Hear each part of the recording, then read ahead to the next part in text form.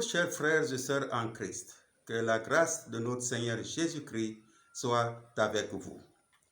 Le dimanche passé, j'avais parlé sur les privilèges du chrétien après la descente du Saint-Esprit. Ce jour, on avait vu premièrement la marque d'identité du chrétien. Il est scellé du Saint-Esprit et il a reçu l'esprit d'adoption. En plus, les œuvres du Saint-Esprit pour le chrétien. Le Saint-Esprit le transforme progressivement et le fortifie. Aujourd'hui, je vais continuer avec le même thème, les privilèges du chrétien. Le Saint-Esprit conduit le chrétien. Pour cela, nous allons lire Romains chapitre 8, versets 13 et 14. Romains chapitre 8, versets 13 et 14. Je lis. Si vous vivez selon la chair, vous mourrez. Mais si par l'esprit vous faites mourir les actions du corps, vous vivrez. Car ceux qui sont conduits par l'Esprit de Dieu sont fils de Dieu. Amen. Une autre manière de décrire les vrais croyants est de dire qu'ils sont conduits par l'Esprit de Dieu. Paul ne fait pas allusion ici à des cas spectaculaires de chrétiens qui pensent directement que c'est quelque chose qui vient du Saint-Esprit. Au contraire, il affirme ce qui est vrai à tous les enfants de Dieu qui sont conduits par l'Esprit de Dieu. Cela ne dépend pas du degré de considération au Saint-Esprit, mais de la relation nouvelle établie dès leur conversion. Il appartient à tous les croyants, hommes et femmes, garçons et filles, petits et grands, dès l'instant de leur conversion, ils sont devenus fils de Dieu et ils sont conduits par le Saint-Esprit. Lisons Galates chapitre 5, le verset 18.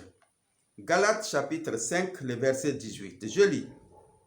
Si vous êtes conduits par l'Esprit, vous n'êtes point sous la loi. Amen.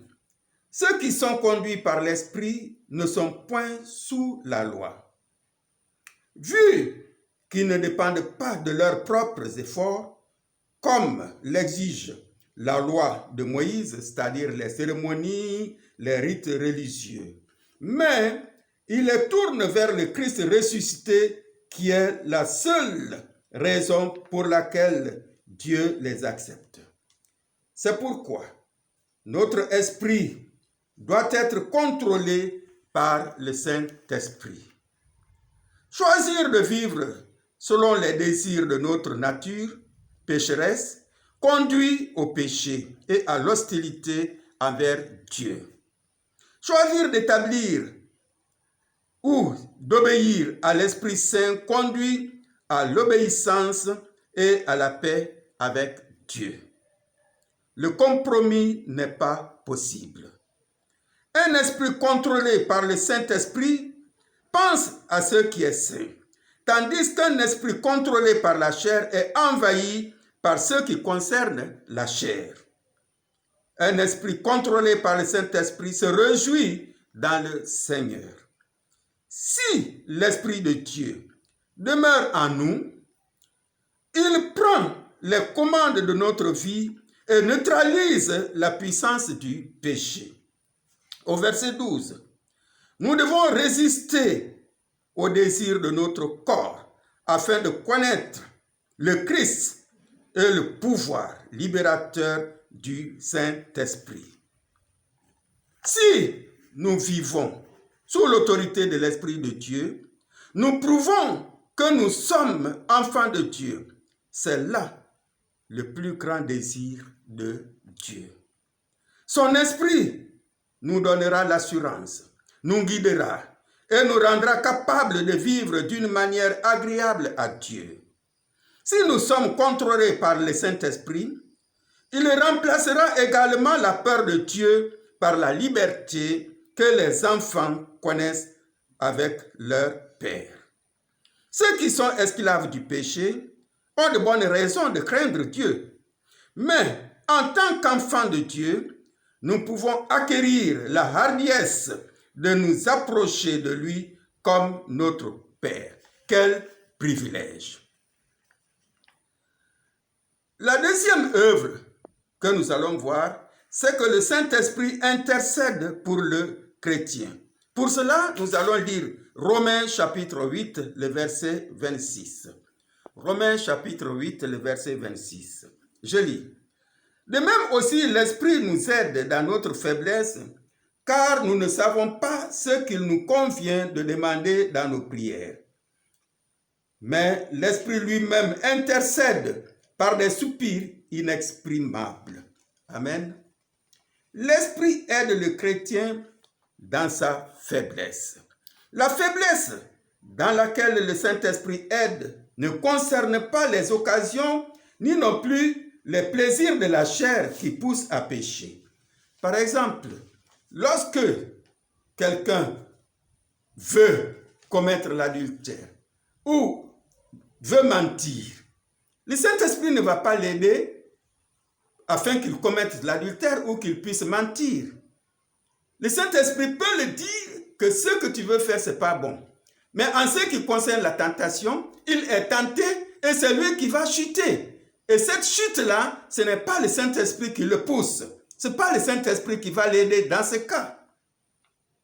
Le mot faiblesse peut inclure l'incapacité physique, l'état de souffrance dans lequel on peut se trouver.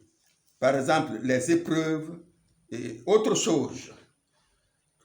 Aussi, l'esprit peut aider dans un état moral où le plus souvent l'âme est abattue ou encore dans un état émotionnel.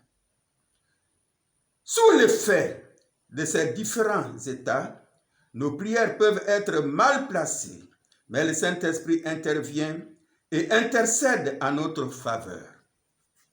Il présente à Dieu notre préoccupation au moment qu'on prie et qu'on n'arrive pas à vraiment dire ce que nous voulons dire.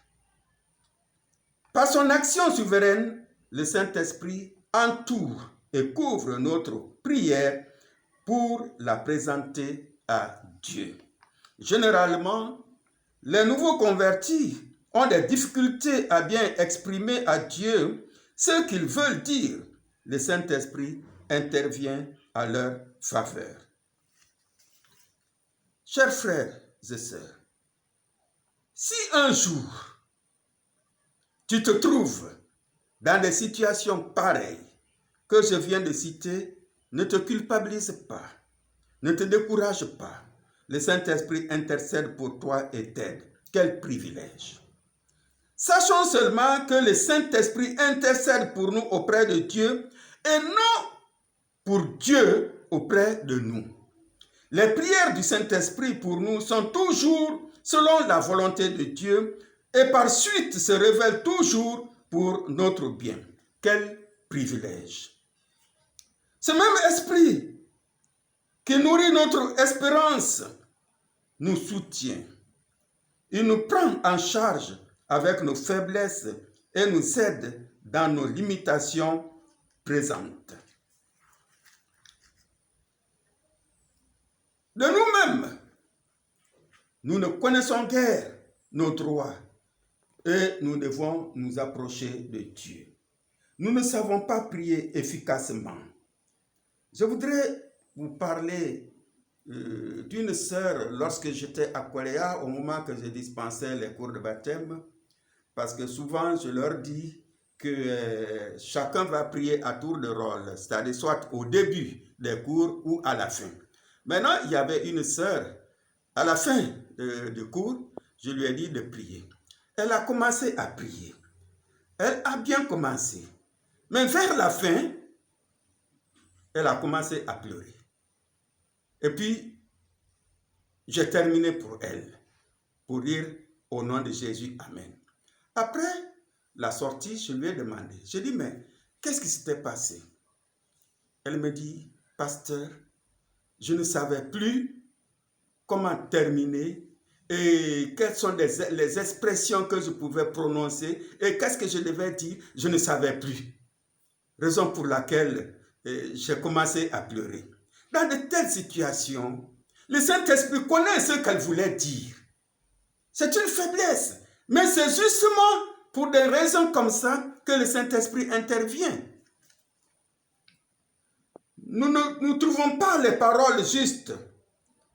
Alors l'Esprit lui-même intervient et plaide en notre faveur. C'est lui-même qui intercède en nous, sans parole, dans des soupirs qui montent du profond de nos cœurs.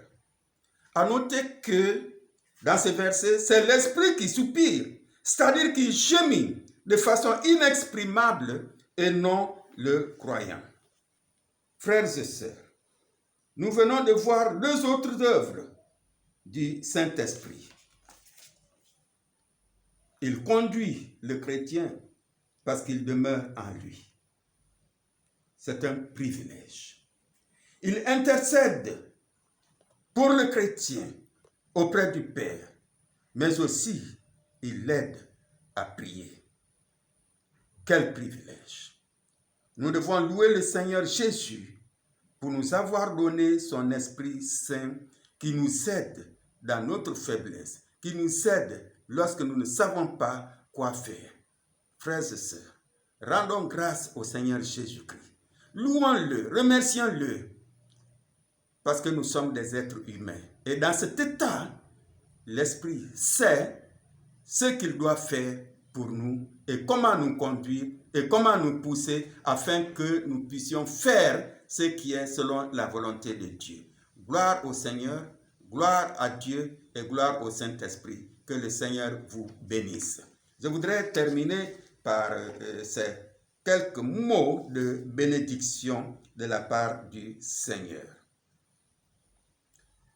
Or, à celui qui peut vous préserver de toute chute et vous faire paraître devant sa gloire irrépréhensible et dans l'allégresse, à Dieu seul notre Seigneur, par Jésus-Christ notre Sauveur, soit gloire, majesté, force et puissance, dès avant tous les temps, et maintenant, et dans tous les siècles. Amen.